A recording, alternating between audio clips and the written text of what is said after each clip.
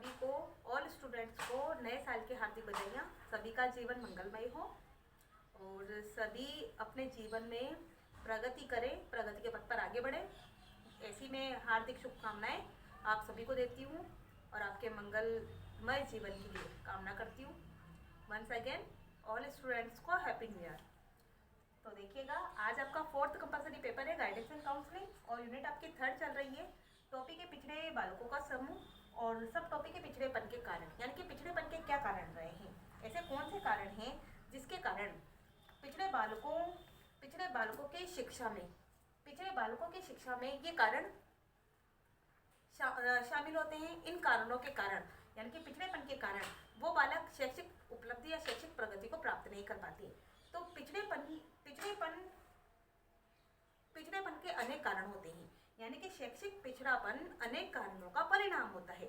अब उसमें से शैक्षिक पिछड़ापन जब अनेक कारणों का परिणाम है, उसमें से निर्धनता भी एक कारण है, गरीबी भी एक कारण है, परिवार का आकार बड़ा होना भी एक कारण है, परिवार में सामंजस्य न होना भी एक कारण है। साथ में यह है कि अधिगम में मंदता उत्पन्न होना, यानी कि बालक के सीखने की गति में मंदता उत्पन्न होने के कारण भी पिछड़ेपन का कारण है। यानी कि बालक सीखने में रुचि नहीं लेता है या सीखने के लिए अनेक कारण एक साथ ऐसे शामिल हो जाते हैं जिसके कारण बालक पर मानसिक रूप से प्रभाव पड़ता है, मानसिक और शारीरिक प्रभाव पड़ता है, जिसके कारण बालक पिछड़ेपन का शिकार होता है। तो पिछड़ेपन के कारण कौन कौन से उसके बारे में देखिएगा। फर्स्ट है शारीरिक दोष।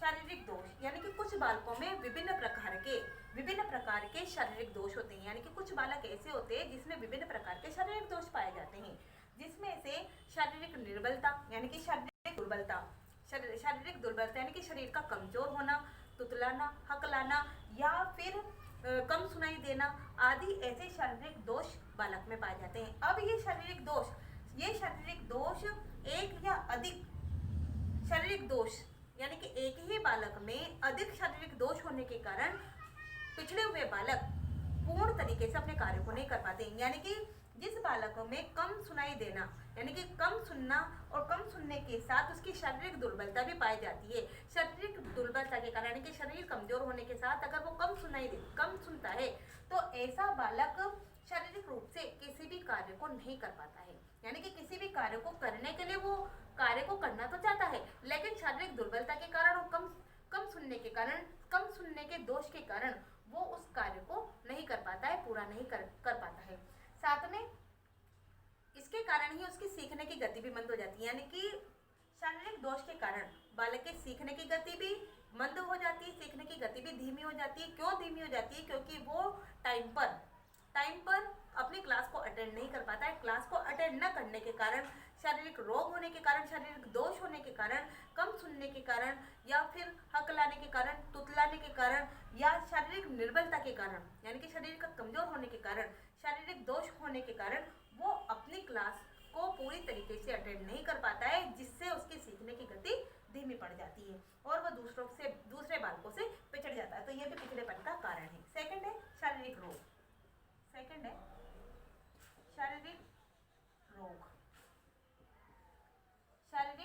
अब शारीरिक दोष तो हकलाना, तुतलाना और शारीरिक निर्बलता। और शारीरिक रोग ये कि कुछ बालकों में अस्वस्थ वातावरण के कारण यानी कि कुछ बालकों को अस्वस्थ वातावरण मिलता है और अस्वस्थ वातावरण के कारण वो बालक कुपोषण का शिकार हो जाते हैं। कुपोषण के शिकार होने के कारण शारीरिक रोग उत्पन्न हो जाते हैं। यानी कि कुछ बालक ऐसे होते हैं जिनको अस्वस्थ वातावरण मिलता है और स्वस्थ वातावरण न मिलने के कारण वो कुपोषण का शिकार हो जाते हैं और कुपोषण के शिकार होने के कारण ऐसे बालकों में कई प्रकार के रोग उत्पन्न हो जाते हैं। साथ में जैसे रोग है खांसी होना, नजला होना, टॉन्सिल का बढ़ना, साथ में निर्बल पाचन शक्ति का होना यानी कि पाचन शक्ति निर्बल होना, कमजोर होना, साथ में ग्रंथियों का ठीक प्रकार से कार्य न करना यानी कि शारीरिक रूप से जो ग्रंथियां हैं उनका ठीक प्रकार से कार्य न करना। इन रोगों के कारण इन बालकों की शक्ति यानी कि जो शारीरिक शक्ति है वो कमजोर हो जाती है। यानी कि इन रोगों के कारण ये बालक शारीरिक रोग से ग्रस्त हो जाती है और शरीर रोग से ग्रस्त होने के कारण इन बालकों की शारीरिक क्षमता जो होती है, शारीरिक शक्ति जो होती है वो कमजोर पड़ जाती हैं, जिसके कारण ये थोड़ा सा भी कार्य करते हैं और थोड़ा सा भी कार्य करने के बाद इनको मानसिक थकान या फिर शारीरिक थकान का ये अनुभव करने लगते हैं। मानसिक और शारीरिक थकान से ये पीड़ित हो जाते हैं, जिसके कारण ये अपने कार्य को उसी जगह पर रोक देते हैं जिस जगह से ये शुरू करते हैं। तो कहने का मतलब है शारीरिक रोग के कारण भी पिछड़े बालकों का पिछड़ेपन का ये कारण दिखाई देता है। नेक्स्ट है थर्ड है परिवार की निर्धनता। परिवार की निर्धनता, परिवार की निर्धनता भी पिछड़ेपन का कारण है, यानी कि पिछड़े बालकों के कारण में पिछड़ेपन का कारण परिवार की निर्धनता भी है। परिवार की निर्धनता इस प्रकार से है कि परिवार की निर्धनता के कारण बालकों की शैक्षिक प्रगति पर विपरीत प्रभाव पड़ता है, यानी कि परिवार की निर्धनता के कारण बालक की जो शैक्षिक प्रगति होती है उस पर विपरीत प्रभाव पड़ता है। बालक शिक्षा के क्षेत्र में आगे नहीं बढ़ पाता है। किसके कारण? परिवार की निर्धनता के कारण। अब परिवार की निर्धनता किस प्रकार से होती है? जैसे बालकों को पर्याप्त रूप से पौष्टिक भोजन नहीं मिल पाता है, पौष्टिक भोजन न मिलने के कारण वे निर्बल हो जाते हैं, कमजोर हो जाते हैं, और कमजोर होने के कारण वो पर्याप्त रूप से परिश्रम नहीं कर पाते। या फिर ये देख लीजिए कि ऐसे बालकों की जिन बालकों का पिछड़ापन यानी परिवार की निर्धनता जिन बालकों को होती है उनको पठन सामग्री की पर्याप्त सामग्री उपलब्ध नहीं हो पाती है, यानी कि ऐसे बालकों को पढ़ने के लिए पर्याप्त सामग्री उपलब्ध न होने के कारण भी, यानी कि परिवार की निर्धनता के कारण परिवार की निर्धनता के कारण बहुत से बालकों को पढ़ने लायक सामग्री, पढ़ने योग्य सामग्री उपलब्ध नहीं हो पाती है, जिसके कारण भी बालक पिछड़ेपन के शिकार हो जाते हैं। पर्याप्त रूप से उनको पढ़ने की सामग्री न मिलना, पर्याप्त रूप से उनको पौष्टिक भोजन न मिलना, और पौष्टिक भोजन और पर्याप्त रूप से पौष्टिक भोजन न मिलने के कारण कुपोषण का शिकार होते हैं, जिसके कारण भी वो पिछड़ेपन के शिकार होते हैं। साथ में एक कारण यह भी है कि परिवार की निर्धनता के कारण बहुत से बालक ऐसे होते हैं जो अपने माता पिता के जीवन यापन को चलाने के लिए या अपने माता पिता के साथ जीवन यापन करने के लिए स्वतंत्र रूप से आजीविका कमाते हैं, यानी कि स्वतंत्र रूप से उनके साथ कार्य करते हैं। स्वतंत्र रूप से उनके साथ कार्य करने के कारण भी पिछड़ापन देखा जा सकता है, यानी कि परिवार की निर्धनता के कारण बालकों में शैक्षिक पिछड़ापन देखा जा सकता है। परिवार की निर्धनता भी पिछड़ेपन का एक कारण है, यानी कि पिछड़े बालकों का पिछड़ेपन का एक कारण परिवार की निर्धनता भी कहा जा सकता है या है। नेक्स्ट है 4 परिवार का बड़ा आकार। परिवार का बड़ा आकार, परिवार का बड़ा आकार भी पिछड़े बालकों के पिछड़ेपन का कारण है। क्यों है? क्योंकि कुछ परिवारों में सदस्यों की संख्या अधिक होती है, और सदस्यों की संख्या अधिक होने पर निवास स्थान का अभाव होता है, यानी कि सदस्यों की संख्या अधिक होती है तो सदस्यों की संख्या अधिक होने के कारण उनके रहने की जो जगह होती है वो छोटी पड़ जाती है, कम पड़ जाती है। ऐसे में इन बालकों को पढ़ने के लिए पर्याप्त स्थान नहीं मिल पाता है, पढ़ने के लिए एकांत स्थान नहीं मिल पाता है, और एकांत स्थान न मिलने के कारण ये शैक्षिक पिछड़ेपन के यानी कि पिछड़ेपन के ये शिकार हो जाते हैं। नेक्स्ट है परिवार के झगड़े। 5th है परिवार के झगड़े।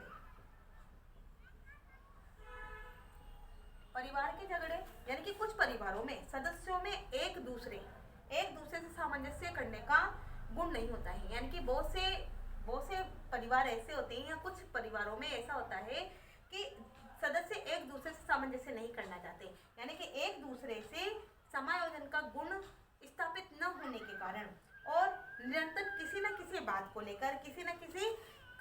को लेकर लड़ाई झगड़ा होता रहता है। लड़ाई झगड़ा होने के कारण यानी कि बार बार लड़ाई झगड़ा होने के कारण जो पिछड़े बालक होते हैं वो चिंताग्रस्त हो जाते हैं, साथ में अपने आप को असुरक्षित महसूस करते हैं, असुरक्षित अवस्था में अपने आप को महसूस करते हैं, और परिणाम ये होता है कि वे अपने ध्यान को अध्ययन से हटाकर यानी कि अपने ध्यान को अध्ययन पर केंद्रित नहीं कर पाते हैं, यानी कि परिवार के झगड़े के कारण पिछड़े बालक जो चिंताग्रस्त हो जाते हैं, और चिंताग्रस्त में अपने आप को जब असुरक्षित अवस्था में अपने आप को महसूस करते हैं तो ऐसे में इन बालकों का ध्यान पढ़ाई पर केंद्रित नहीं हो पाता है। पढ़ाई पर केंद्रित न होने के कारण ये बालक पिछड़ेपन के शिकार हो जाते हैं। नेक्स्ट है 6 है माता पिता की अशिक्षा। माता पिता की अशिक्षा, माता पिता की अशिक्षा यानी कि अशिक्षित माता पिता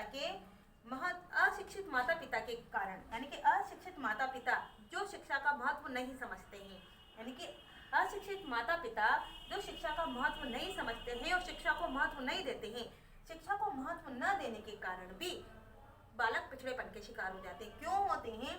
क्योंकि माता पिता की अशिक्षा, माता पिता अशिक्षित है और अशिक्षित होने के कारण वो शिक्षा को महत्व नहीं देते और शिक्षा को महत्व न देने के कारण उनके लिए उनका बालक पढ़ रहा है वो उनके लिए निरर्थक है। यानी कि अशिक्षित माता पिता के लिए अगर बच्चा पढ़ रहा है तो उनके लिए वो निराकार है, निरर्थक है।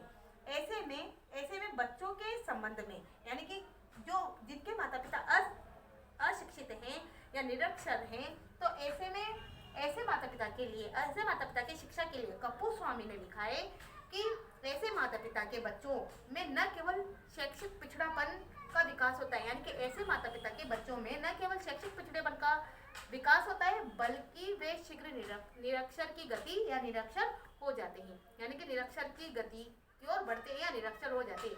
यानी कि अगर माता पिता अशिक्षित हैं तो उनके लिए उनके बालक की शिक्षा का कोई महत्व नहीं रखता है। इसके कारण भी बच्चे पिछड़ेपन का शिकार हो जाते हैं। नेक्स्ट है माता पिता की बुरी आदत या माता पिता का दृष्टिकोण देख लीजिए। 7 है माता पिता का दृष्टिकोण। माता पिता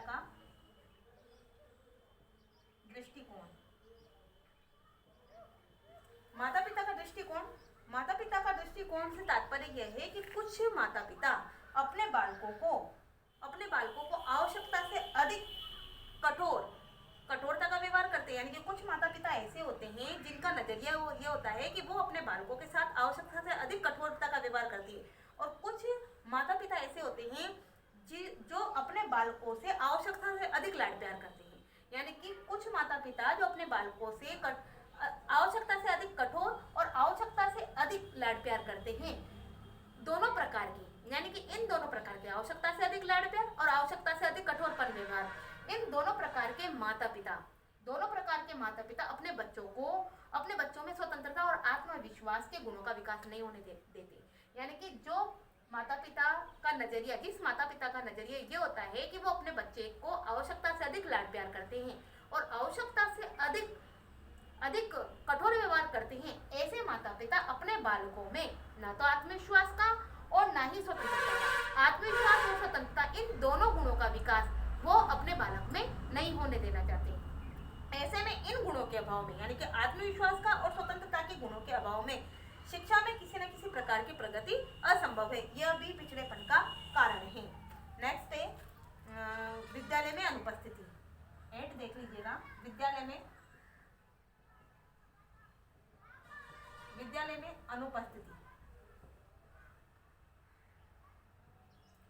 में अनुपस्थिति यानी कि कुछ बालक अनेक कारणों से विद्यालय में नियमित रूप से उपस्थित नहीं होते। विद्यालय में अनुपस्थिति यानी कि कुछ बालक ऐसे होते हैं जो विद्यालय में कुछ कारणों से नियमित रूप से उपस्थित नहीं होते। यानी कि कुछ कारण ऐसे होते हैं जिसके कारण बालक विद्यालय में नियमित रूप से उपस्थित नहीं होता है। जैसे कोई बीमारी है, रोजाना देर से विद्यालय जाना है, साथ में माता पिता का एक स्थान से दूसरे स्थान पर स्थानांतरण होना या ट्रांसफर होना, यानी कि माता पिता का एक स्थान से दूसरे स्थान पर ट्रांसफर होने के कारण भी इन बालकों के विद्यालय में अनुपस्थिति होती है। विद्यालय में अनुपस्थिति के कारण, यानी कि विद्यालय में अनुपस्थिति के कारण जो बालक देर से विद्यालय जाते हैं या जो बालक माता पिता का ट्रांसफर होने के कारण विद्यालय में अनुपस्थिति रहते हैं, इन कारणों के कारण इन बालकों को जब पाठ्यक्रम पढ़ा दिया जाता है, पाठ्यक्रम पूरा करवा दिया जाता है या पाठ्यक्रम आगे बढ़ा दिया जाता है, तो ये उस पाठ्यक्रम से पिछड़ जाते हैं। यानी कि ये उस टॉपिक या उस पाठ्यक्रम से पिछड़ जाते हैं जिसको अध्यापक के द्वारा या शिक्षक के द्वारा वापस नहीं पढ़ाया जाता। इस कारण भी विद्यालय में अनुपस्थिति होने के कारण भी बालकों में पिछड़ापन देखा जाता है। तो आपका पिछड़ेपन का कारण यानी कारण का टॉपिक कंप्लीट हुआ। नमस्कार, धन्यवाद।